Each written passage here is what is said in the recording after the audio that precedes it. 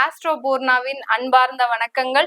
இன்னைக்கு நாம பார்க்கக்கூடிய சிறப்பு தலைப்பு குரு பெயர்ச்சி. 2025 குரு பகவான் 15ஆம் தேதி, மே மாதம் 15ஆம் தேதி ரிஷப ராசியிலிருந்து மிதுன ராசிக்கு பெயர்ச்சியாகி வர்றார்.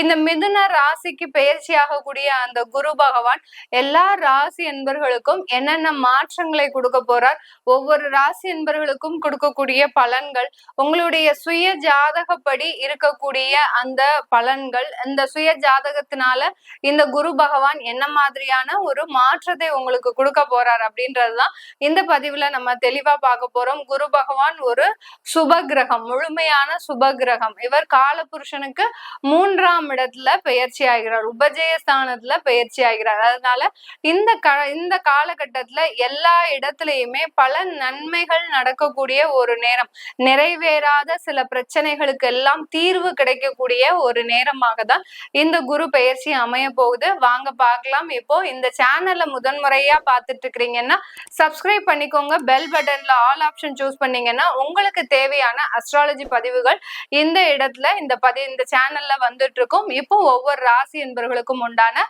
பலன்களை பற்றி நம்ம இப்ப பார்க்கலாம். துலாம் ராசி அன்பர்களுக்கு குரு பகவான் பாக்யஸ்தானத்துல பயிற்சி ஆகிறார். ஒரு நல்ல மாற்றம், நிறைய துலாம் ராசி அன்பர்களுக்கு ஒரு பண நெருக்கடிகள் தீரக்கூடிய ஒரு வருடமாக தான் இந்த குரு பயிற்சி காலகட்டம் இருக்கும்.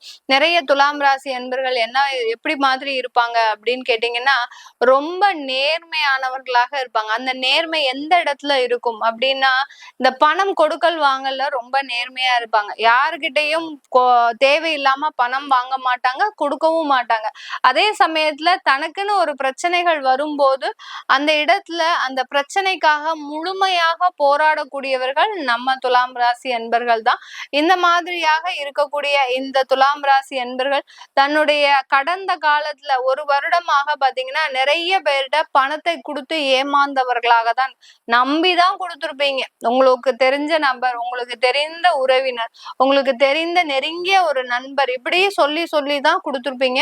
ஆனா பாத்தீங்கன்னா அது ஒரு 1.5 வருட காலமாக உங்களுக்கு அந்த பணம்ன்றது வராமலேயே இருந்திருக்கும். இந்த மாதிரியாக இருக்கக்கூடிய அன்பர்களுக்கு எல்லோருக்குமே இந்த குரு பயிற்சி அந்த பண வரவுகளை தேடி கொடுக்கக்கூடிய ஒரு நேரமாக இருக்கும். இந்த துலாம் ராசி அன்பர்கள் பொதுவாகவே ரொம்ப நளினத்தோட இருக்கக்கூடியவர்கள், கலையில் நிறைய ஆர்வம் உள்ளவர்களாக இருப்பாங்க.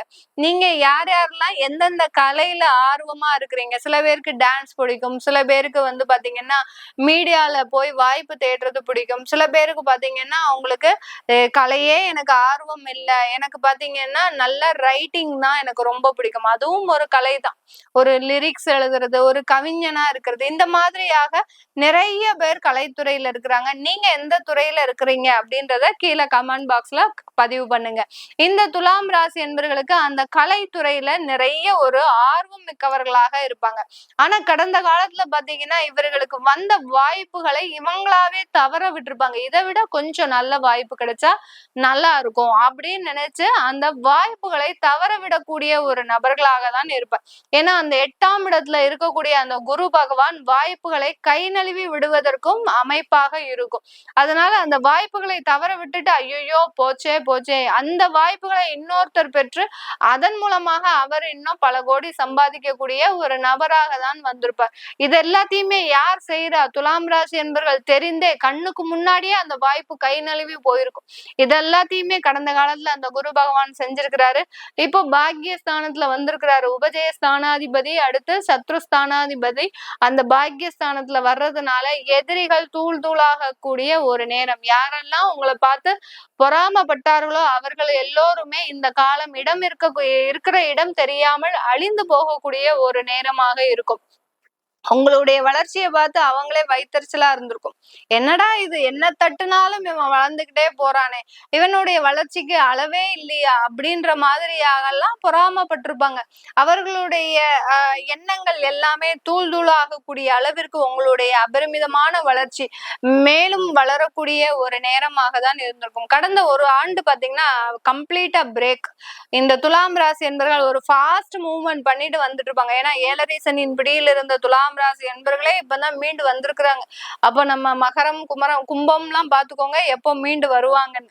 அந்த அளவிற்கு இந்த துலாம் ராசி என்பர்கள் கடந்த ஒரு ஆண்டுக்கு முன்னாடி நல்ல ஒரு வளர்ச்சியை நோக்கி பயணித்துட்டு இருந்த இந்த துலாம் ராசி என்பர்கள் திடீர்னு ஒரு வருஷம் பிரேக். எல்லா இடத்துலயும் அந்த வேலை இழப்புகள், நிறைய தொழில்ல நஷ்டம், தேவையில்லாத ஒரு பிரச்சனைகளை சந்தித்தது, வம்பு வழக்குகள், விவாகரத்து வழக்குகள், இது எல்லாத்தையுமே சந்தித்த இந்த துலாம் ராசி என்பர்களுக்கு இந்த காலகட்டம் ஒரு நல்ல ஒரு மாற்றங்களை, உங்களுக்கு ஒரு நன்மையான விஷயங்களை கொண்டு கொடுக்கக்கூடிய ஒரு நேரமாக தான் இருக்கும். பாக்கியஸ்தானம், பாக்கியஸ்தானம்னா சொல்லவே வேண்டாம். என்னுடைய பதிவுகள் நிறைய பேர் பார்த்திருந்தீங்கன்னா அந்த பாக்கியஸ்தானத்திற்கு ஒரு விளக்கமே கொடுத்திருப்பேன். பாக்கியஸ்தானம்ன்றது ஒரு நம்மளுடைய பேங்க் கிரெடிட் மாதிரி. நம்ம செய்யக்கூடிய அந்த பாவ புண்ணியங்கள் அங்க போய் நமக்கு கிரெடிட்டா தான் விழும்.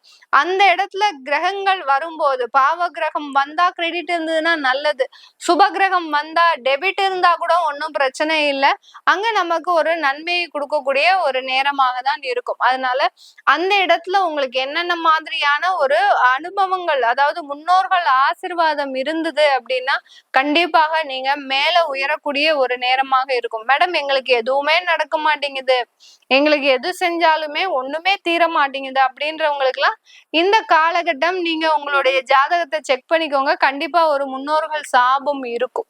அந்த முன்னோர்கள் சாபம் இல்லாம உங்களுக்கு நடக்காம தடையா இருக்கிறது தடையா தான் இருக்குமே ஒழிய அதற்கு நிவர்த்தி பண்ணாம உங்களால எதுவுமே செய்ய முடியாது. நிறைய பேர் இந்த துலாம் ராசி என்பர்கள் தொழில்ல பங்குதாரர்களை சேர்த்து, அதாவது பார்ட்னர்ஷிப் தொழிலா சேர்ந்து கடந்த காலத்துல நிறைய ஒரு ஏமாற்றங்களை அனுபவிச்சிருப்பீங்க. ஒரே வருடம் தான் பங்கு 10 வருஷமா பார்ட்னர்ஷிப்பா இருந்த தொழில் மூடியாச்சு, இழுத்து மூடியாச்சு. இவங்களை ஏமாத்திட்டு அவர்கள் நல்ல ஒரு லட்சக்கணக்குல சம்பாதிக்கக்கூடிய ஒரு நேரமாக இருக்கும்.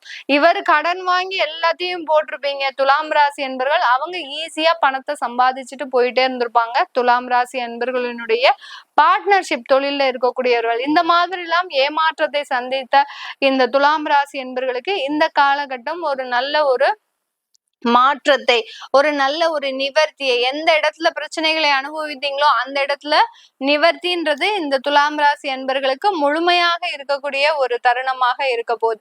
அடுத்து அந்த துலாம் ராசி அன்பர்களுக்கு இந்த காலகட்டத்துல 9ஆம் இடத்தையும் பார்க்கிறார். 9ஆம் இடத்துல இருந்து இந்த துலாம் ராசி அன்பர்களுக்கு 9ஆம் இடத்துல இருந்து கொண்டு அந்த 5ஆம் இடத்தையும் கண்டிப்பா பார்க்கிறார் இந்த குரு பகவான். 5ஆம் இடம்ன்றது பூர்வ புண்ணிய ஸ்தானம்.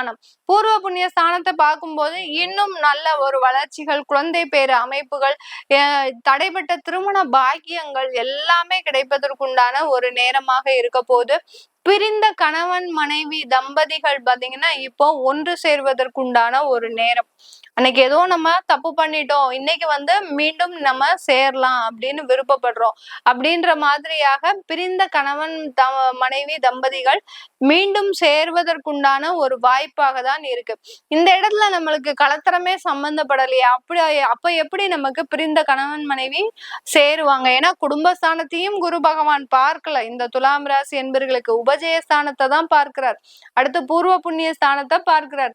இவரே சத்ருஸ்தானாதிபதி, பாவ புண்ணியங்களை அழிக்கக்கூடிய ஒரு இடத்துக்குரியவர் தான். அவர் 9ஆம் இடத்துல இருக்கிறார். அப்படி இருக்கும்போது இந்த இடத்துல கலத்திரஸ்தானம் எங்கேயுமே சம்பந்தப்படலையே, நம்ம எப்படி இது மாதிரி சொல்ல முடியும் அப்படின்னு கேட்டீங்கன்னா, அந்த பூர்வ புண்ணியம் பாக்கியஸ்தானம்ன்றது குடும்பத்துல இருக்கக்கூடிய நன்மைகளை தேடி கொண்டு சேர்க்கக்கூடிய ஒரு ஸ்தானமாக தான் இருக்கும். அதனால குடும்ப அமைப்புகள்ல யார் யாருக்கெல்லாம் பிரச்சனைகள் இருக்கோ அவர்களுக்கு எல்லோருக்குமே நிவர்த்தின்றது கண்டிப்பா கிடைக்கும். குழந்தைகளுடைய படிப்பு வளர்ச்சின்றது மிக அபரிமிதமாக இருக்கும். சும்மா 10th எல்லாம் ரொம்ப லோவா மார்க் வாங்கிட்டு இருந்த அந்த குழந்தைகள் இப்போ 12th நல்லா படிக்க ஆரம்பிச்சு நல்ல மார்க் வாங்கி அடுத்து ஒரு நல்ல ஒரு உயர் படிப்பை படிப்பதற்கு உண்டான ஒரு நேரமாக இருக்கும். சில துலாம் ராசி அன்பர்களின் குழந்தைகள் பாத்தீங்கன்னா திருமண வாழ்க்கையில கஷ்டப்பட்டுட்டு இருந்தாங்கன்னா இப்போ நிவர்த்தி அடையக்கூடிய ஒரு நேரமாக தான் இருக்க போது.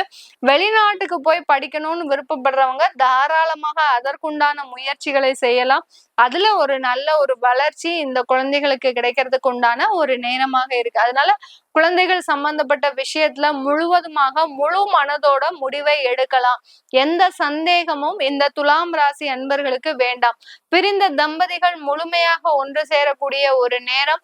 அடுத்து கணவன் மனைவி பிரச்சனை, கருத்து வேறுபாடு, ஈகோ கிளாஷ் ஏதாவது இருந்ததுன்னா, அங்க ஏதாவது உறவுகள் பிரச்சனை இருந்தது அப்படின்னா கண்டிப்பா அது எல்லாமே நிவர்த்தி ஆகக்கூடிய ஒரு நேரமாக தான் இந்த துலாம் ராசி அன்பர்களுக்கு இருக்க போகுது. இது எல்லாமே நம்ம கோச்சார நிலவரப்படி பலன்களை கணிச்சு சொல்லியிருக்கிறோம்.